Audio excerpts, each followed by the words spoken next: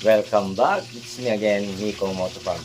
So sa ating video ngayon, Motofarm, ay mag-unbox po tayo sa ating in-order sa Shopee. So ito yung portable na spray gun from Inco. So hindi po tayo advertiser o anumang connection from Inco. So at kung baka naman Inco ay tatanggapin pa rin po natin yan. So bago po ang lahat, intro muna tayo.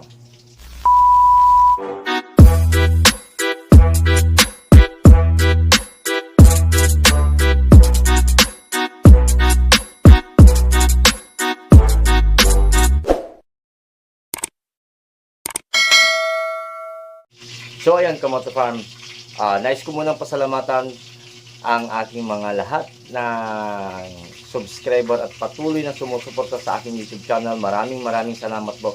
At sa mga bago pa lang sa aking YouTube channel, please like and share and hit the notification bell para nakabang kayo lagi sa aking mga susunod na videos. So please subscribe my YouTube channel. So let's go! So ito, Kamoto Farm, yung ating in-order na portable na spray gun from Inco. So bago natin unbox, syempre kailangan natin ng cutter. Ang price po nito, Kamoto Farm, is 1,190. So discounted na po yun, Kamoto Farm. So walang nakalagay po dito sa kanyang resibo. Ayan, pero 1,190 discounted na po yan.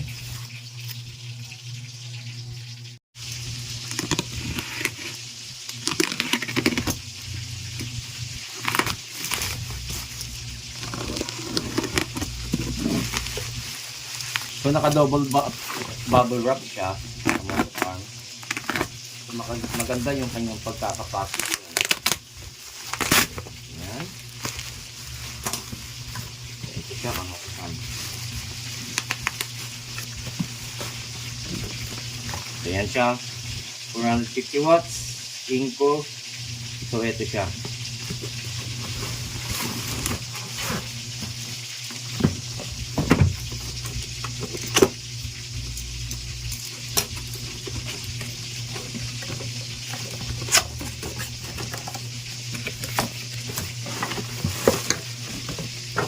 Okay.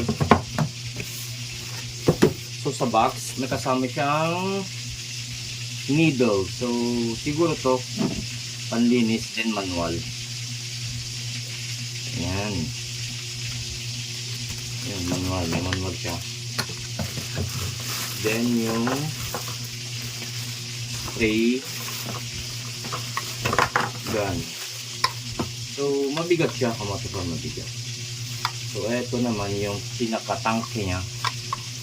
So kung ihahambing nyo sa ating mga daliri, ito siya. Ayan.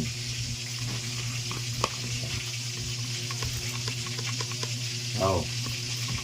Palagay ko maganda. Sana nga. So ayan yung itsura niya, Kamoto Farm. So ito yung pinaka-embudo. Tama po ba ako? Ayan. Then titignan natin yung pinaka-tangke. So ayan siya. Ito yung pinaka-siphon niya. Ano ba ito? Oh, okay. Yun. Ganda. So, pupunta din yun. Oh, dun siya.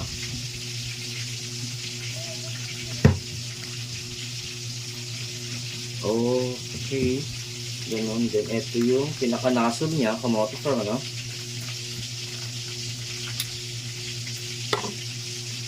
Ayan siya.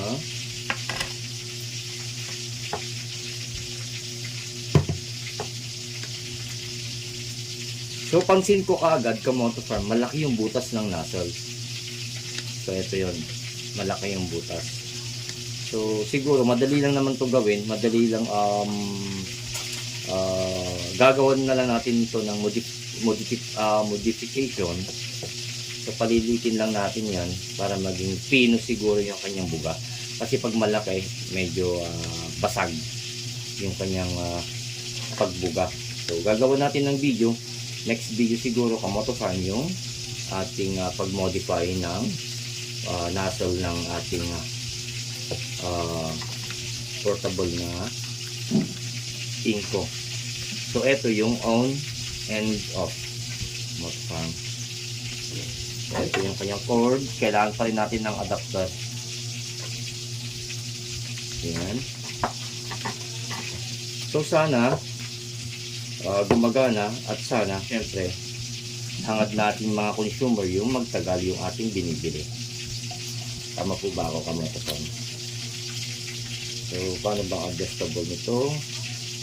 So walang adjustable. Okay.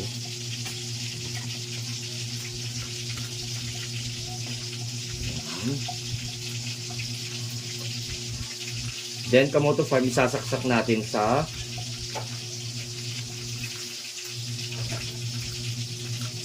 kuryente. Tignan natin kung gumagana. Okay.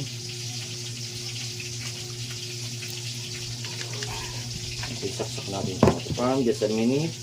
Saksak natin.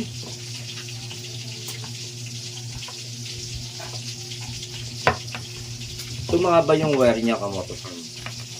Siguro kulang-kulang 2 meters to. Sasaksak ko lang. Kailangan natin ng adapter.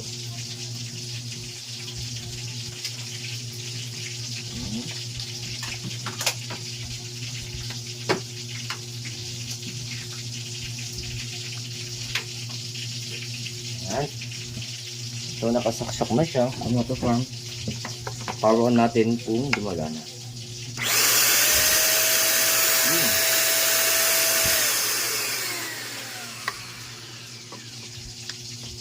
So far gumagana naman.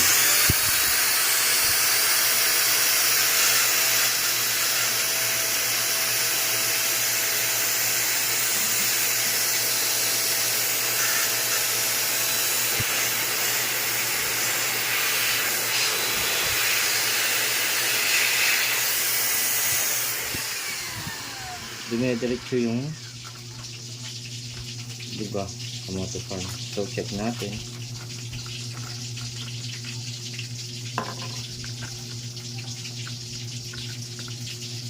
Oh, okay. Kailangan pala. Ayan.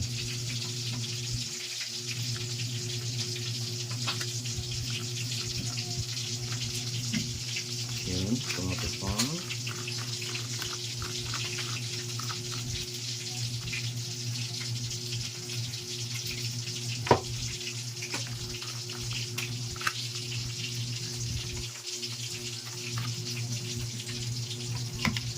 On ulit natin.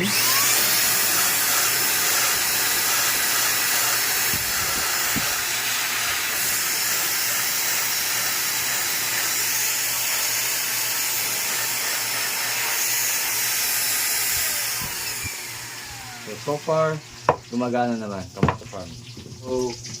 So yun yung ating pag-unbox sa ating Inco portable na spray gun.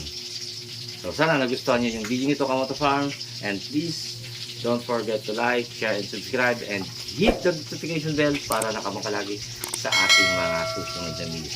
So maraming salamat po sa mga lahat na nanonood at sa lahat ng mga patuloy na sumusuporta. Maraming salamat po. And now, Migo Moto Farm signing off. Bye!